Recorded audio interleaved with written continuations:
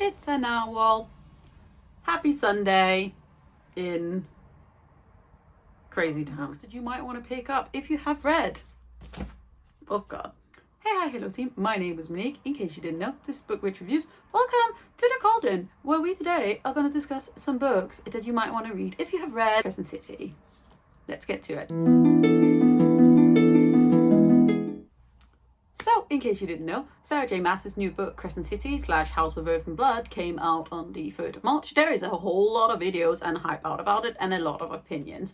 And I honestly think it deserves the hype. But I also think we should talk about some books that you could pick up after House of Earth and Blood if you're having a bit of a, I need me some more of a book like this. So I, your personal book witch, have come to be of service. So here we go. I have 4 books, most of them are series, that I think you would really enjoy if you love the new Sarah J Maas book. First up, we got a book series that is beautiful and amazing, and you should absolutely read it. It has romance and has angels and slightly alpha male vibes and a whole lot of action. And it is Nalini Sai's Guild Hunter series. She also has another series called the Sai Changeling series, which I also highly recommend. This is some intense fantasy, urban fantasy romance if you want your sex with your angels and you want strong female characters and men who have to like work on relationships. This is the 12th book. Yeah. And this series, it has a central romantic relationship, but it also follows the different like characters in the friendship group as well as they pair up with lots of sex and lots of angels. Basically, the first book, Archangel's Blood, which I'm going to put right here, follows Eleanor, who is a vampire hunter. Vampires in this world are made by angels who are at the top of the food chain, and these vampires assign themselves into a contract for 100 years to serve this angel to get their immortality, and occasionally they don't want to do that, so we have certain kind of people who hunt them down and bring them back to their original owners. And in pops Eleanor, who is asked to investigate a series of murders. Does it sound a little bit familiar? It's not at all like House of Earth and Blood, not really, but it is intense. There is lots of sex and lots of romance and lots of things you did not see coming, and it's honestly just so good. So if you want to pick this up, please tell me that you have, so we can talk about it. This Nalini Sai is a goddess. Next up, if you are looking for some more urban fantasy, if the new Sarah J Maas book is the first book that you have sort of jumped into, I would highly recommend that you pick up Kim Harrison's Rachel Morgan series, which is a very long series, slightly a little bit older, but it's still going. I think there's 14 books now, maybe more. This is the first book. This is this Dead Witch Walking, and all of the books are named like this, and it's so funny. But basically, we follow Rachel Morgan, who is a witch in a very like classic urban fantasy world where the magical and the realistic are mushed together. So I think 60 years or something before the first book, all the magical creatures came out to like the regular society came out. Basically, we follow a witch who works for an agency who like sort of controls like magic or patrols it, and she wants out of this agency, and she ends up getting out of it by trying to catch like a big drug lord. And we also have a vampire roommate, a small pixie who is like her sidekick and is so sassy, and this book is just so good. And this series is just like, there are so many twists and turn and action and magic, and it's so good. And urban fantasy, for those of you who are newbies to it, this is where I think you should start. This one. This. Do it. So you're enjoying all of my little mass market paperbacks, because this is who I used to be. Next up, we got a book that is, if you got blue balled like the rest of us from Crescent City, then I think you would enjoy some Lord K. Hamilton. And I've spoken about her Anita Blake series. I'm now speaking about her Meredith Gentry series, which is a more fae, less vampires, more fae.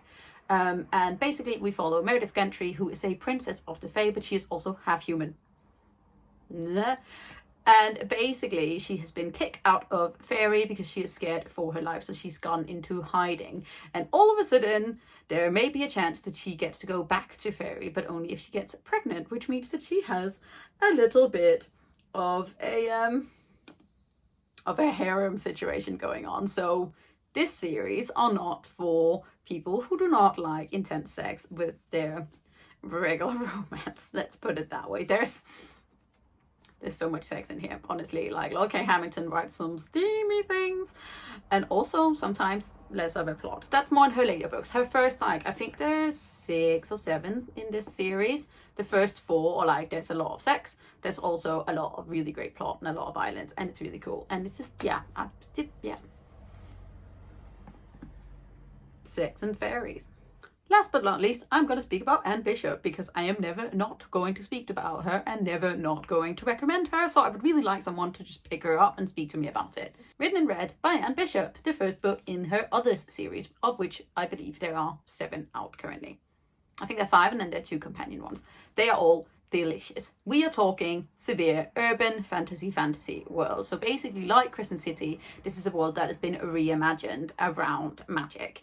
We have a world where some of the like magical creatures are called Namid's creatures, and they rule the world. Humanity are like a small little clump and not at the height of the food chain, but they have been trying to sort of like breach out.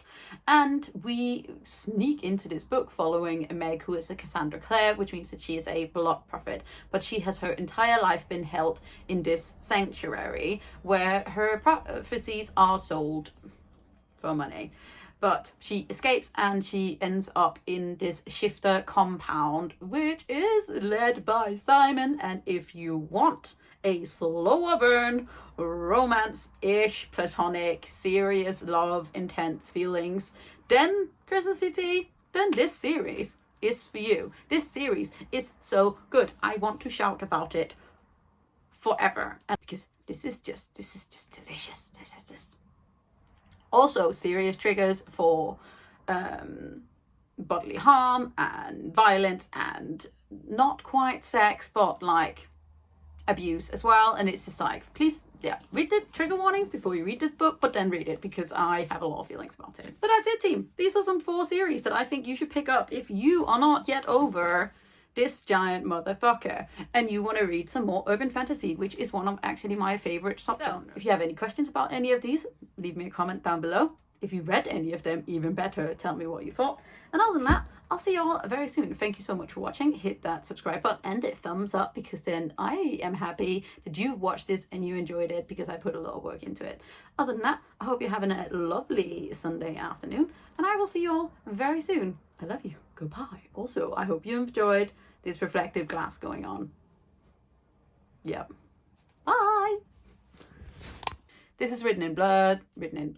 Oh, blah. Written in Red by Anne Bishop.